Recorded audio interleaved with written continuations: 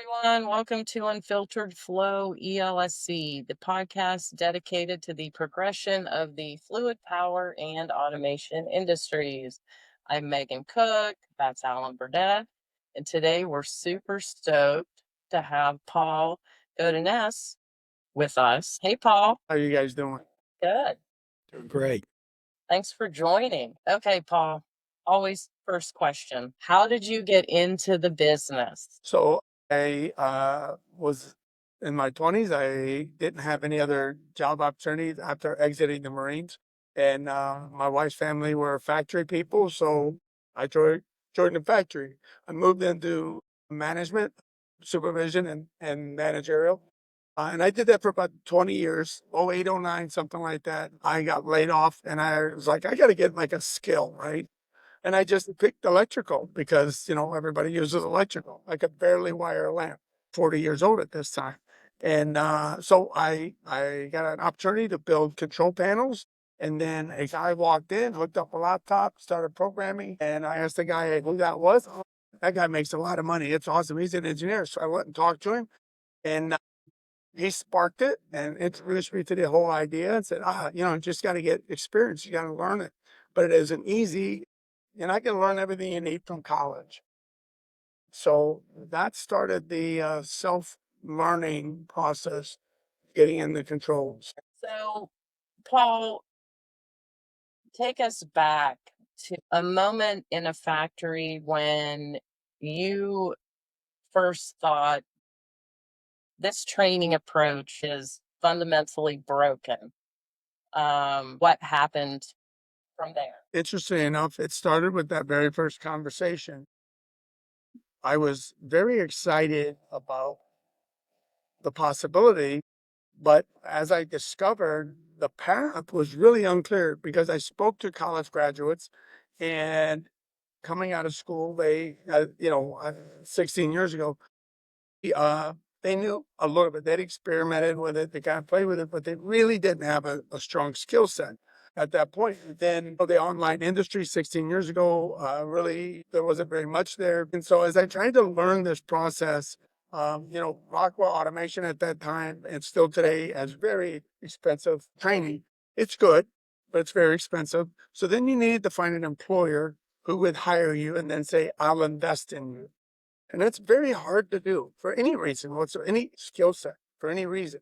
So I got an opportunity with the control panels and I just picked my way through the process and asking questions and talking to people. And I tried to learn on my own. When it really hit me along the way was there's no clear-cut path. Was the frustrating. If you just teach me, just somebody come over here and just show me what I need to do, and then I'll do it. It's not complicated. Just show me. But the path to this industry is unclear. I'll give you an example. I would rather the path be, I'd rather complain to you because I have 16 more qualifications before I'm a certified automation programmer, right?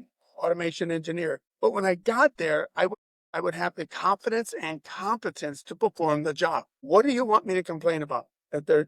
I struggle trying to find a way to learn, or struggle because I still got 16 more certifications I got to do. But I know on the other end, you would know if you're experts, right? You would say, okay, everybody complains. They don't like the test. They're too long.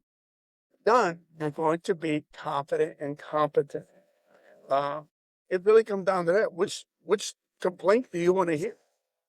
So for me, that was from the very early days. Finish that piece by saying the frustration was compounded, taking jobs, trying to learn this industry. I took opportunities that were way above my skill set. I took opportunities that were way below what they wanted me to do. So it's this for like 8 years of just this brutal back and forth path that I endured. And I eventually landed at a really good engineering firm. I had just enough experience that they said, okay, we'll bring you on board. You need a lot of work. And then they introduced me to their standards, and that made a difference. So that first 8 years was a really tough grind, to say the least. Yeah, I don't think you're alone there. That's still happening today, 100%. Yeah. Paul, you've said, or you've stated that heroes keep plants running. Could you tell me who those people are and what happened when they left or weren't there? I use the word heroes uh, intentionally, specific, because I think that. So I look back. Well, to me, what is the defining attribute for a senior controls or senior automation engineer? Is they have tenacity. They have the tenacity to endure everything. Now, what does that look like? That looks like long hours, travel. That means sacrificing time with your family. At times, you know, at times you risk. Uh, you're under the gun. You get the machine running. Sometimes we take risks. When you look at what is somebody who's doing that, we can discuss why they're doing it, but look at the impact that it has. You could have 100 people standing around whose families are fed by their labor.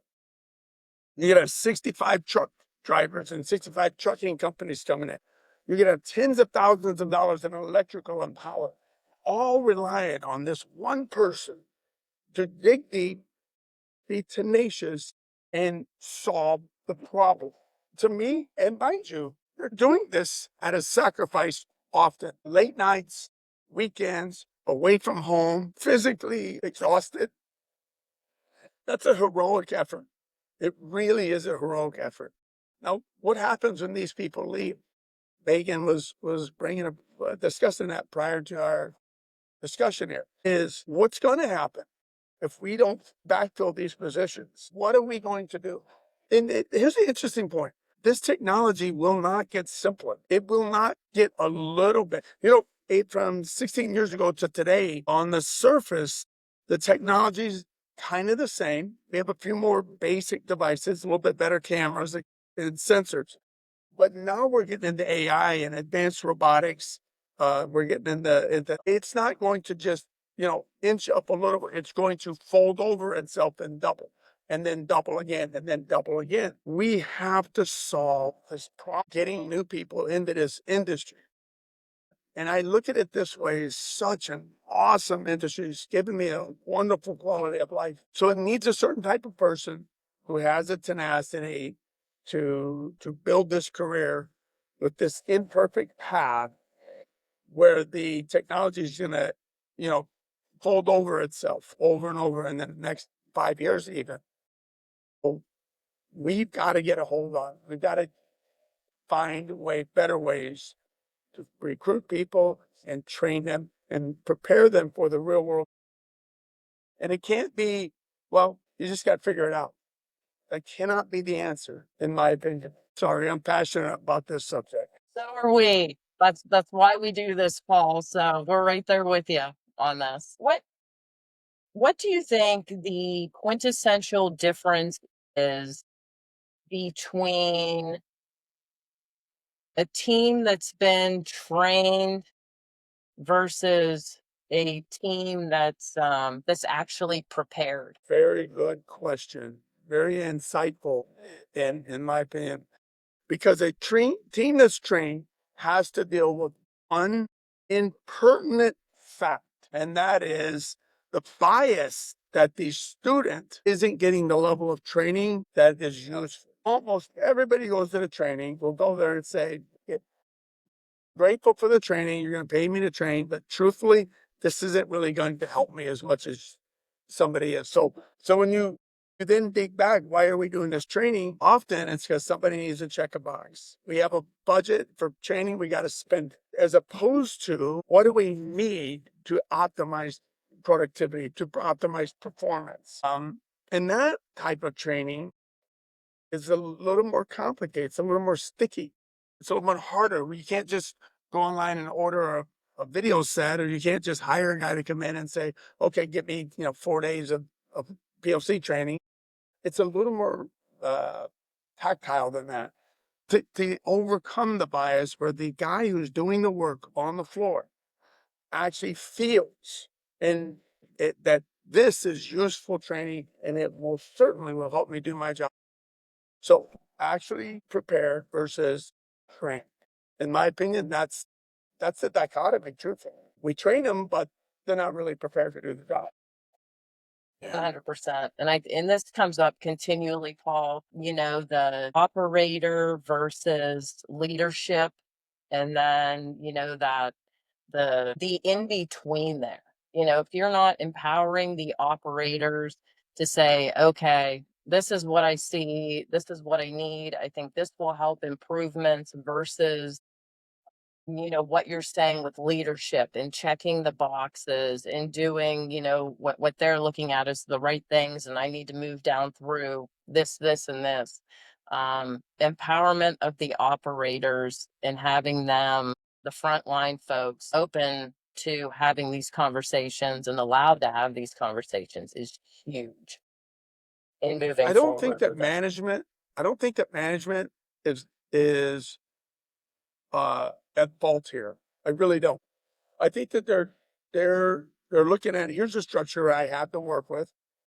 And I have a budget, I have timeline, I have a team, I have a training matrix, I have resources, and their job is to weave together a solution. Okay. A solution as we move forward cannot look like it did back in the 70s and 80s. It just can't. Solutions have to be more dynamic uh, for the need, because we walk into factories, and how many factories you walk into are exactly like the last one you came to, or the one before that, the one before that, the one before that. None of them are. None of them. No two companies' facilities are exactly alike. Therefore, how can we push training off the shelf and say, this will solve your problem? Your networks are configured the same. Your IT infrastructure is totally different.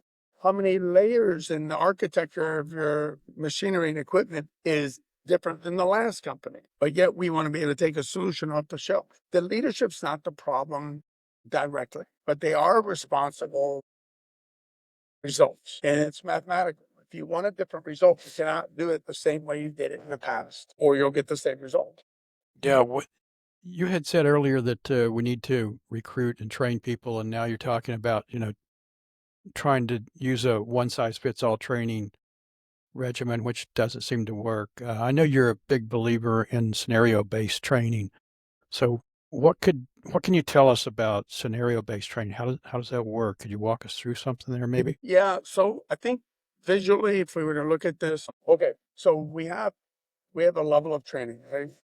Uh, and a lot of that would in the industrial automation Studio 5000, and we send a student to get trained, or they get training in house, and they start to understand how the code works, how to make some edits, make some changes. Now, what's not done is, well, it's really two factors. So the architecture of that machine is not integrated into this training that they just received. POC training. What do I mean by that? So we're talking about point IO, we're talking about Stratix network switches, we're talking about programmable relays, we're talking about safety systems. None of that's tied in beyond what code is relevant to it in the POC program. So great, we know how to do all that. But for example, a new technician will spend time in the code, but most of their time will be in two other areas. Think about this. Their training is on PLC logic inside Studio platform, if whatever platform, right? But a technician's job, most of their job is overwhelmingly going to be on hardware in the integrated software for that hardware. Integrating, so Point IO, it's web-based software, right? And the hardware into Studio 5000. They're going to have to go in there and install a device, verify its wiring, and its physical hardware assembly. We're going to make sure that it's integrated in Studio 5000, but we also have to work with that other software that's embedded with that. You say, well, okay, Point IO, I understand what you're saying. Yeah, but think about this. It's Point IO, it's your network switch, it's your programmable safety relays, it's your sensors. Taking and updating a file for your sensor. Those tasks are what a student's going to work on most. Only they need to understand the logic and be able to navigate and work through it. When they're new, they're not going to know 99% of that program. They're not going to understand how it works. Okay. But they must understand the other parts. I sit by saying this. We do not solve problems by initially dealing with the problem by opening a laptop. We go to the device and we work backwards to the laptop. The laptop should be the very last thing. So when we think about scenario based, all of their predominant and working their way. So with that being said, I can develop great training for a technician by just having them configure, solve, and troubleshoot and integrate devices into the Studio 5000 platform. And they would actually be more fundamentally prepared on day one than if we send them to a PLC training course and they get great at reading logic. I hope that that makes sense. It does. 100%. So we're talking about scenario. That's what I would build a scenario off of. What are you really going to do with your time? So how do you reverse engineer a failure mode into a training scenario without the actual equipment or having access to the actual equipment?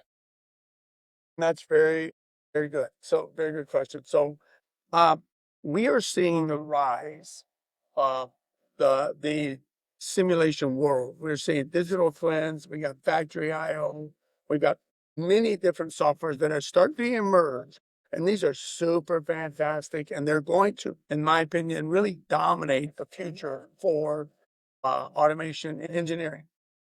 For a lot of reasons, the simulation is going to get us closer to a sense of what it's really going to be like to work with these systems. So to reverse engineer, we look at, just as I had mentioned, what are the tasks that are going to predominantly occupy this technician or this new engineer's time. And so in my life, I have updated devices with the wrong firmware. I have updated devices with new files. I think that reverse engineering is what are the typical problems you're going to run into on a day-to-day basis for failure. Hardware failure is generally not nearly as complicated. The device gets damaged. Okay. But it's all the other things that are involved with it. And so reverse engineering just becomes looking at these field devices and these softwares and being able to integrate them, problem solve them, challenge them. For example, if we have a multi-layer architecture to our machine, it becomes very simple to say, oh, I have 95 of these devices, 16 of those, and 32 of these, and here's our problem. Okay, they need to not only know from the device, but the physical wiring or networking to switch or switches back to the main control cabinet. But a lot of things can happen along the way from scan time, packet delivery, configuration, all the way out to, something damaged the sensor or replacing the sensor. Now I have a new one. I have to configure this to replace it. So for me, in a simulation world, becomes easier because I try to do everything I can in my training to develop the visuals and the condition for that specific task. And we do as much as we can in simulation, which simulation is just trying to give somebody the vision, the sensory perception of the real life. I'm not the biggest fan of a cartoon like a simulation. I'd like it to really look as much as possible like the real thing. Uh, it's images and videos and interactiveness. But it has to be, now, a couple of different ways to look at this. A new tech and new engineer must, in a perfect world, what are the steps to do it, right? Now, how do you do it when there's a problem? Okay, that's another layer of learning. And then how do you deal with it when you have multiple options. How do you decide which option is the best? I kind of think those three layered in work best. Paul, what do you mean when you use the term thinking becoming instinct? What's that actually mean in the industrial Well, sense? And how do you know when you've gotten to that point that thinking actually does become instinct? it is, again, we have to take a moment.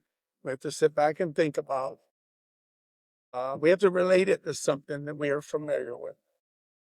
So, the Karate Kid, Mr. Miyagi, right? So he had the kid wipe on, wipe off. He did it over and over, repetition, repetition, repetition. And high level repetition is the secret to success. High level repetition. So to make things instinctual, if you have to think about it, skill set is not at a level.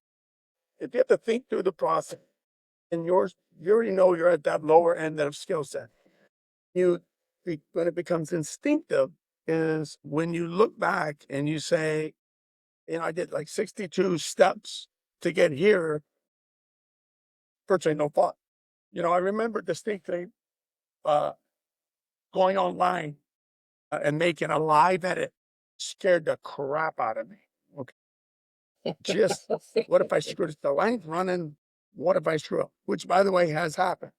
What if I do something wrong? Technicians, and it becomes so instinctive now. I can just go online, and make an edit, make a change, and download it, save it, and I'm good to go. And the machine hasn't missed a beat. And I think for me personally, the times that it made those types of experiences back to me is when I'm teaching somebody else. It's like, oh, remember when this used to scare me? Oh, I remember when I made this mistake. And then you realize, so many things are now so much more instinctive. But the instinctiveness comes from repetition. And that's unfortunately something that new technicians and engineers don't get. Ergo, simulation. Simulation creates a unique opportunity to repeat something, and you can create a repetitious path, and you can create paths that are repetitious. You can throw different variables in there. So simulation gives us those features. So, Paul, what's a training gap that you've uncovered during a simulation that has been shocking to a client? Something that no one really realized was missing. I I think that when you open up your company and say, I want to do something, and I want to benefit the industry, and I want to contribute to the industry. There's so many super awesome uh, automation experts and trainers that are out there. And, so I had to think about this one. I think that I've uncovered the gap between that is available and the path that I hope or I wish would have been available when I first started. Okay. So there's a big gap there. Now people say, well, Paul, you were just on the wrong path. Okay. Let's assume that I just didn't see the path, right? Somebody else said, oh, step 1, 2, 3, and you're there. You're making this more complicated. Okay. Maybe that's true for that person, that path. For me, it wasn't. Why wasn't it directly established that this is the path? Is because there's a gap. You cannot state that there's a path when everyone that I talk to, everyone unanimously agrees that there's no clear path. So for me, I've identified there's no clear path. Okay, so what do you do with it, right? You own it, you dump it, you say somebody else's problem. For me, I can't do that. It's infuriating to me. I have worked with some of the smartest, most skilled, most talented, some of the best paid leaders and engineers in the world. And you're telling me that people can write these wildly complex automation programs, design impressive machines that put man on the moon.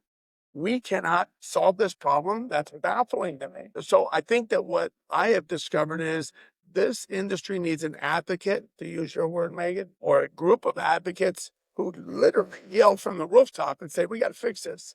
And I'm going to try whatever I can to do it. And it's not because I'm the best engineer in the world. I'm not. By far, there are much better online trainers than me. Okay. But it's not going to stop me as sore as it is right now. I'm going to add my voice and I'm going to say that despite all the challenges, and there are a lot, despite all the challenges, this is a phenomenal. Anybody who goes down this path, despite the struggles, despite when you get to retirement, you didn't save enough, despite the fact that you may have missed some of your daughter's events, despite all the bad, it's a personally, I love preaching it. I love speaking about it. I love inspiring other people to go after it. And everybody's got an excuse, everybody. And there is no clear path. There's no great answers. There's no perfect nothing. Do it anyway. So for me, I see that gap. And we need a lot of people talking about it because only then can we expect to make a change. And maybe the change won't be when I think it should be. But damn it, let's make some change. Let's make it a little bit better for the next generation. 100%. We're right there with you, Paul. Paul, you work with diverse groups of people in an organization. You work with maintainers, engineers, operators, and they have different cultures. Is there any way you can build one training scenario that serves all three? Or maybe you've already answered this and you can't. I don't know. Can you repeat that one more time? Yeah, the diverse groups within an organization. You've got maintainers, engineers, operators. Can you build a training scenario that serves all three, or do they all have to be separate, unique? I think that the path that I have worked with, I think that the most successful path is, again, we have to go out to the device, which means we have to go out to the technician, to the operator, to the managers. And each person, I think we start there. Okay. How do you do your job? Let's try to understand what you need to do your job better. Okay, I give you kind of a wild example. If somebody says, yeah, I just kind of sit around and don't do nothing. Great, fantastic. What could make that experience better? Would you like a lounge chair? Maybe somebody would have on the hour, we have somebody stop by and give you a new, better TV, bigger TV. What show would you like? It doesn't matter. The point is to look at that individual and say, okay, how can I help you do your job better?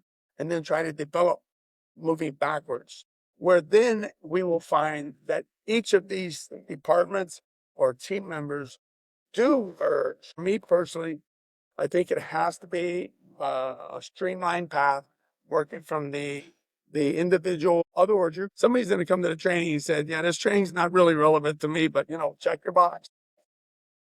Right. Yeah. What does the ROI conversation sound like, Paul? How do you help a plant or a leader justify against those budget priorities that we were talking about previously? So our, because what I'm doing is I'm bucking 20 and 30 years of experience in an industry. There's bias, there's regulation, resources. Managers, decision makers are really trying to juggle a lot of their. So I have to make a compelling case. I have to say that what I'm talking about is more important in many ways than the other 10 or 15 other things that are on your plate. Now, we are biased to look. What I can do with today's, and I've been in this role many, many times. Today, I got these 3, 4, 5 things I got to do. I know what you're talking about is important, but these 3 or 5 things I have to do. So for me, the ROI conversation is to try and grab their attention for a moment or two, identify where their pain is, and then take a few moments and kind of roadmap where that pain stems from. Okay. So I tell everyone I'm sort of a doctor. I'm not a doctor, obviously, but I'm sort of like a doctor. So, okay, let's point to your pain. Now, in this case, for an engineer, it might be a device. For a manager, it's not the device, it's a metric, it's an experience. I think I called in the other night and I got 3 guys running around and none of them seem to know what the hell's going on, right? Okay, let's point to your pain because truthfully, We all know if if it's not painful enough, you got other things that need your attention. But if it's painful enough, now I got somebody say, okay, all right, you got pain. I think it identifies with, my experience. Okay. Let's talk about that pain. Now I see the pain. Okay. Let's observe, right? So now we have to observe the behaviors. What is behavior? Oh, three guys are running around. I had to call in the controls guy. He's 2 states away. Okay. Now we understand that the behavior, lines down, people are coming in, people are leaving. All right. So now we understand the behavior, right? So let me understand the pain. Let's understand what that behavior is. Now, if I'm having this conversation, now we're deep into this experience. I'm not convincing them that I think training is important. They're convincing themselves. What tends to happen following this is if I ask them, so might we solve this problem? How might we solve this problem? I'm not giving the answers. I'm saying, what do you think is the solution? If you had the magic wand, might be the solution? And then that tells me where their mindset is on solving this problem. Sometimes that answer might be, I don't freaking know. I don't know. I don't have time to even think about it. I know that this is a problem. I can't solve it. Somehow something's got to change. Or they might say, yeah, we'll just pull some stuff off the shelf. Let's get these guys just need training, right? Or sometimes they really understand that you got to walk out to the machine, to the person, point him at the device and say, that right there, this shoulder right here, this spot right here is what hurts. And the byproduct of that is all this behavior, right? Now they might be able to do that. And if they are able to do that, then we're getting really close, okay? It's not their job to know all the intricate elements of that pain. Their job is to say, I did the most important thing I can do. I walked out to the machine, I looked at the spot, and I said, that spot right there, that hurts. And if they can't do that, then I can help them find that spot. But if they can, we're closer to solving that problem. So if it's in my wheelhouse, the training is an investment. How many of us would willingly pay a doctor to do surgery to reattach my arm, right? To reattach our arm. We do it in a heartbeat. We don't think twice. Want to know why? It's painful. Okay. And I bring this up because a lot of people, a lot of managers, man, they're tough. They're tenacious. They suffer and suffer and suffer for a variety of reasons, as opposed to saying, okay, I've got to make this investment, but I'm not going to, I don't believe, I've done it too many times. To send these guys off to train, they come back, they don't know enough to teach anybody else. They can't practice it. So I need a better solution. Okay. I'm going to do it. It hurts. It's painful, but I need a better solution than just checking the box. Generally, that's where a solution like interactive simulation comes into play. Given the complexity of modern automation systems, how's that changed what a maintenance tech actually needs to know compared to, say, a dozen years ago? So I work with a company. It's a very large company. They're technicians and training. And it's kind of good at that. One, the company does invest in the training. They are checking some boxes, but they do have resources. I think the piece they're missing is the mentoring, but they have that. But a dozen years ago, the devices that were on the floor were much more simple. Essentially boolean, on, off, right? Some analog. People used to think, oh, analog, oh, we got to scale things. We got to do this. And now it's so complicated, which is nothing compared to today. But then the technicians are coming in with very little hands-on kind of experience. To give you an example, throughout my life, I've had moments where I lived with family members and we did a lot of work on cars and fixed our own house. And we, pulled motors on a Friday and drove that thing to school or to work on Monday, right? Year round. And I'm not trying to be nostalgic for the sake of nostalgic, but I'm trying to say the experiences that the youth had a dozen years ago, 15, 16 years ago, is totally different than today. A lot of children, a lot of kids don't use tools and they don't have that that mentorship, even if it's not great, cousin Tom is coming over and we're going to fix your roof. Those types of experiences seem to be holding back this newer generation. So when they come in, they're not apt for this hands-on world. Yet the technology has grown significantly. The expectation has grown significantly. I would say that the silver lining to that is this younger generation does adapt to technology smoother and easier than Gen X and older generations. So the hope is that if they've committed to the career, and they are tech inclined, that using basic tools, 14 wrenches, right? That in time they will become adept at screwdrivers and drills and basic hand tools. With that, we can do a lot. But I think it's like making, a soup a particular way. I think it can be done. I think that this new generation most certainly has that potential based on. Where do you see industrial training headed, Paul, in the next 5 years? And how are you positioning yourself to build towards that, I guess? Get what my company's goal is. My company's goal is to create relationships, advocacy and relationships. And I think that that's part of it. A company, I have a doctor, that's a very good friend of mine. I have a mechanic, okay? Somebody cuts my hair. And these, I don't go anywhere else. That's where I go. Yeah, I pay a little more sometimes, often at some of them. But I'm okay with that because I know who's going to get the job done.